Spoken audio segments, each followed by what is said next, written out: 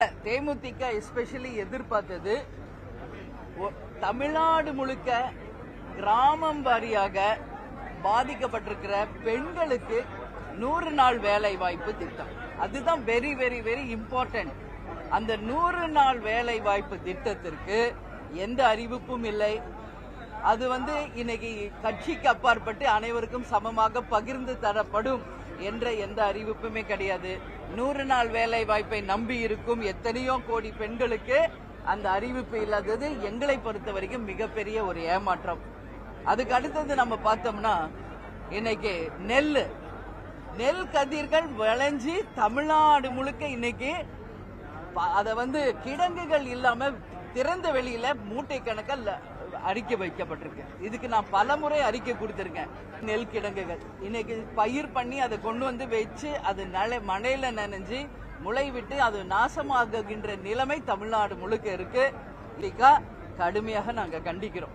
அது மட்டும் கிடையாது, இன்னைக்கு தமிழ்நாடு நம்ம எடுத்துக்கிட்டாலே நெல், கரும்பு, வாழை, தென்னை இது போன்ற பல்வேறு விதமான பயிர்கள் அதுக்கு எல்லாமே மிகப்பெரிய அளவில் ஊக்கப்படுத்துவதற்கோ இன்னும் அந்த விளைச்சல்களை அதிகப்படுத்துவதற்கோ நம்மளுடைய விவசாயிகளை அடுத்த கட்டத்திற்கு கொண்டு சென்று பயிரிடுவதற்கோ எதுவும் அறிவிக்கப்படவில்லை. அது மட்டும் இல்லைங்க, இன்னைக்கு நம்ம தமிழ்நாடு முழுக்க நாங்க யாருக்கு என்ன பலன்? ஒரு அரசாங்கம் என்பது கருவேல மரங்களும் இன்னைக்கு புறம்போக்கு நிலங்களும் வீணாக இருக்கின்ற லட்சக்கணக்கான ஏக்கர் நிலங்களை சீர்படுத்தி யாருக்கெல்லாம் நிலையிலையோ அவங்களுக்கு தமிழ்நாடு கவர்மெண்ட் மூலம் குத்தகைக்கு விட்டு அதை விளைநிலங்களாக மாற்றி அதுல ஒரு வாழ்வாதாரத்தை உருவாக்கலாம். இது போன்ற ஒரு வித்தியாசமா மாற்றமா ஒரு இன்னோவேட்டிவ் அனௌன்ஸ்மெண்ட்ஸ் இருக்கும் நான் எதிர்பார்த்தேன். தேமுதிக எதிர்பார்த்துச்சு. பட் பல ஆண்டுகளாக அறிவிக்கப்பட்ட அந்த திட்டங்களுக்கு பெயர் மாற்றம் செய்து ஜஸ்ட் அதே திட்டங்கள் தான் பெயர் மற்றும் மாற்றப்பட்டு அதற்கு திருப்பி ஒரு திட்டமாக அறிவிச்சிருக்காங்களே ஒழிய மாற்றத்தை கொண்டு வருவோம் என்று சொன்ன இந்த ஆட்சி எந்த மாற்றமான ஒரு அனௌன்ஸ்மெண்ட்டும் இல்லை. இன்னைக்கு நம்ம வெளிநாடுகளுக்கெல்லாம் நம்ம போறோம், எங்க போனாலும் இந்தியால தயாரிக்கின்ற உணவுப் பொருட்கள், அதாவது விளைநிலங்களில் உருவாகின்ற அந்த விளை பொருட்களை யாரும் வாங்குறது இல்ல வெளிநாட்டுல. நான் கூட கேட்டேன், ஏன் இந்தியன் நம்மளுடைய ஏன் வாங்க மாட்டேங்கிறீங்க? எல்லாமே உரம், அதாவது கெமிக்கல் ஃபெர்டிலைசர்ஸ் யூஸ் பண்றதுனால வெளிநாடுகளில் இந்திய உணவு தானியங்களுக்கும் சரி இந்தியாவில் தயாரிக்கப்படும் அந்த உணவு பொருட்களுக்கு எங்குமே மார்க்கெட் கிடையாது. அதனாலேயே எங்கேயுமே வாங்க மாட்டேங்கிறாங்க. ஒரு இயற்கை உரத்தை நம்ம ஊக்கப்படுத்தணும். கெமிக்கல் ஃபெர்டிலைசர்ஸ் இல்லாத ஆரோக்கியமான ஒரு உணவு முறையை நாம கொண்டு வரணும். அப்போ வெளிநாடுகளுக்கு அதை எக்ஸ்போர்ட் பண்ணும்போது நம்ம விவசாயிகளின் வாழ்வாதாரமும் உயரும், அவங்க வாழ்க்கைக்கு வேண்டிய வருமானமும் வரும். இன்னைக்கு விவசாயிகள் ஏன் கஷ்டப்படுறாங்க? அவங்க கஷ்டப்பட்டு உருவாக்குற அந்த பயிருக்கு உரிய விலையே கிடைக்கலையா அவங்களுக்கு? அதனாலதான் இன்னைக்கு கடனாளிகளாக தற்கொலை செய்து கொண்டு தங்கள் உயிர்களை மாற்றிக்கொள்ள அந்த அளவு இன்னைக்கு விவசாயிகள் இருக்காங்க. இதையெல்லாம் மாற்றி ஒரு இன்னோவேட்டிவா ஒரு அடுத்த கட்டத்துக்கு நம்ம விவசாயியா எப்பவுமே சரி, அதுவும் தமிழ்நாடு எஸ்பெஷலி விவசாயம் சார்ந்த பூமி, நம்மளுடைய பேக் போனே நம்மளோட அக்ரிகல்ச்சர் சிஸ்டம் தான். ஆனா அந்த அக்ரிகல்ச்சர் இன்னைக்கு ஸ்லோவா குறைந்து கொண்டே போகுது. எல்லா இடமும் விளைநிலங்கள் பிளாட் போட்டு வித்துக்கிட்டு இருக்காங்க. அது மட்டும் இல்லாம உரிய விலை கிடைக்கிறது கிடையாது. எங்கு பார்த்தாலும் பயிர் நாசனம் ஆகும்போது அதுக்கான பயிர் கடன்கள் தள்ளுபடி இல்லை என்று பல்வேறு பிரச்சனைகள் இன்னைக்கு மாட்டியிருக்காங்க. இன்னைக்கு முடிஞ்சு குறுவையும் ஆரம்பிச்சாச்சு, இன்னும் பயிர் பண்ண முடியல. அப்போ அதை நம்பி வாழும் விவசாயிகளுக்கு வேற என்ன ஆதாரம் என்பது ஒரு கேள்விக்குறி இருக்கு.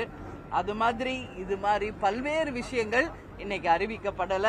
ஏற்கனவே அறிவிச்ச திட்டங்களை அறிவிக்கக்கூடிய ஒரு நிலைமை தான் இருக்கு. அது மட்டும் இல்லாம இன்னைக்கு நம்ம பார்த்தோம்னா இண்டஸ்ட்ரீஸ், நான் நேத்தே சொன்ன மாதிரி வேலை வாய்ப்புக்கானது இன்னைக்கு வேளாண், அதாவது நம்மளுடைய அக்ரிகல்ச்சர் சார்ந்த இண்டஸ்ட்ரீஸ் நிறைய கொண்டு வருவாங்க, அறிவிப்பாங்கன்னு நினைச்சேன். நம்ம லிஸ்ட் எடுப்போம்.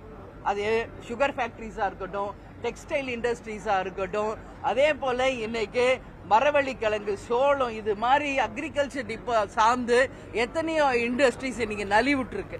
இதுக்கெல்லாம் என்ன தீர்வு? அந்தந்த மாவட்டத்தில் விளைகின்ற அந்த விளைபொருட்களுக்கு அந்தந்த மாவட்டத்திலேயே ஒரு மிகப்பெரிய ஒரு தொழிற்சாலைகளை கொண்டு வந்து ஏற்கனவே ஆரம்பிக்கப்பட்டு நலிவுற்று இன்னைக்கு 6 யூனிட்ஸா செயல்படாத ஃபேக்டரிஸை மீண்டும் அதை உருவாக்கி செயல்படுத்தினாலே நம்ம மக்கள் ஒரு மாவட்டத்திலிருந்து இன்னொரு மாவட்டத்துக்கோ சென்னைக்கோ மைக்ரேட் பண்ண மாட்டாங்க. அவங்கவுங்க மாவட்டத்திலேயே அவங்கவுங்க சிறப்பா வாழலாம். நிச்சயம் வேலை வாய்ப்பை உருவாக்கணும். இது மாதிரியான எந்த அறிவிப்புகளுமே கிடையாது. ஏற்கனவே பல ஆண்டுகளாக அறிவிக்கப்பட்ட அறிவிப்புகள் மீண்டும் அறிவிக்கப்பட்டிருக்கு.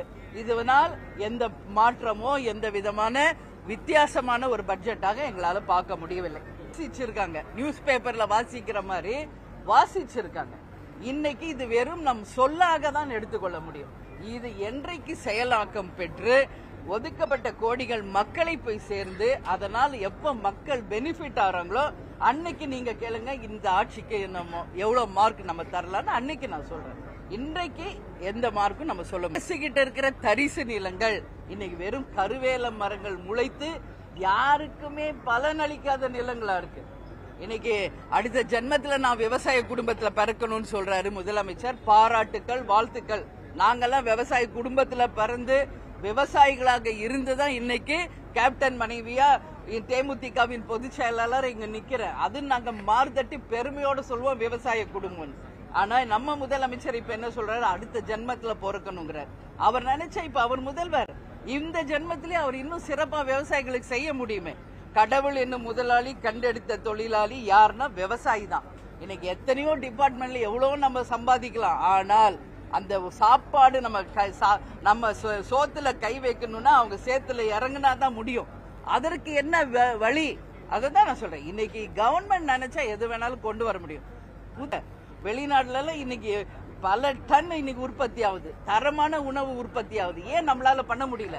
ஏன் இந்திய உணவுகளை ஏற்றுமதி செய்ய முடியல? ஃபெர்டிலைசர் அதெல்லாம் மாத்துங்க, தரிசு நிலங்களை விளை நிலங்களை மாத்துங்க.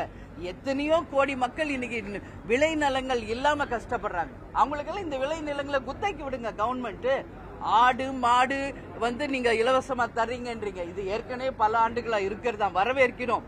ஆடு மாடு கோழி இது மட்டும் கிடையாது, மீன் பறவை நம்ம வளர்க்கணும். அது மூலம் ஒரு எக்ஸ்ட்ரா இன்கம் அவங்களுக்கு வரும். இதுக்கு அப்பாற்பட்டுங்க இன்னும் நிறைய இருக்கு தமிழ்நாடுல. நான் டைம் எல்லாருக்கும் வாய்ப்பு கொடுக்கணுன்றதுனாலதான் சொல்றேன். உப்பளங்கள் இது யாருமே மைண்ட்ல எடுத்துக்கிறதே கிடையாது. அந்த உப்பிட்டவரை உள்ளளவும் நினைன்னு நம்ம சொல்றோம். அந்த உப்பளங்களை தயாரிக்கும் உப்பளத்தை உற்பத்தி செய்பவர்கள் இன்னைக்கு எவ்வளவு கஷ்டத்துல இருக்கிறாங்க என்பதை நேரா போய் பார்த்தாதான் தெரியும். நான் நேரடியாக சென்று அந்த களத்துக்கே சென்று அவங்களுடைய கஷ்டத்தை நாங்க பார்த்திருக்கோம். அந்த உப்பளத்துல இன்னைக்கு பாதிக்கப்பட்டவங்களுக்கு இந்த கவர்மெண்ட் நிச்சயம் ஹெல்ப் பண்ணும். மீனவர்களுடைய வாழ்வாதாரம் கேள்விக்குறியா இருக்கு. அது மட்டும் கிடையாது, இன்னைக்கு பனை தொழில் அதை நம்பி இருப்பவங்க வாழ்க்கை கேள்விக்குறியா இருக்கு. இங்க நம்ம கள்ளு இறக்கணும் என்று விவசாயிகள் பல ஆண்டுகளா கோரிக்கை வச்சுட்டு இருக்காங்க. அந்த கல்லை இறக்குனா அதன் மூலம் எங்களுடைய வாழ்வாதாரம் சிறக்கும் என்று. ஏன் பண்ணக்கூடாதா? இன்னைக்கு நம்ம இளநீரை ஊக்கப்படுத்துங்க. பதப்படுத்தப்பட்ட அத கல்லு எல்லா இடத்துலயும் நம்மளுடைய ரேஷன் கடையில இருந்து சாதாரணமா அனைவரும் குழந்தையிலிருந்து முதியவர்கள் வரைக்கும் ஒரு ஹெல்த் ட்ரிங்கா அதை நீங்க கன்வெர்ட் பண்ணி கொடுங்க. விவசாயிகளும் அதனால நல்லா இருக்க முடியும். இது போன்ற நிறைய விஷயம் இருக்குங்க. அதனால இன்னைக்கு நிறைய 90% பெண்கள் விவசாயத்துல ஆல்ரெடி இருக்காங்க. பட் அவங்க சம்பாதிக்கிறது அவங்களுக்கு பத்தாது. அதனாலதான் இன்னைக்கு ரேஷன் பொருளையும் இவங்க கொடுக்கின்ற பெண்களுக்கான உரிமை தொகைக்காகவும் இன்னைக்கு பெண்கள் போராடுற நிலைமை. அதனால பெண்கள் சுயமா சம்பாதிக்கணும்னா விவசாயத்துறையில பெண்களை எல்லா விதத்திலையும் மேம்படுத்தணும். அதுக்கு அரசு உறுதுணையாக இருக்கணும். அடுத்த ஜென்மத்தில் நான் விவசாயி மகனா பிறக்கணும்ன்றதுல இப்பவே மக்கள் உங்களுக்கு அதிகாரம் கொடுத்திருக்காங்க. நீங்க நினைச்சா இன்னையிலிருந்தே நீங்க விவசாயியா மாறலாம். நீங்க மாறுங்க, விவசாயிகளுக்கு உண்மையான முதல்வராக இருங்கள் என்று நாங்கள் கேட்டுக்கொள்கிறோம்.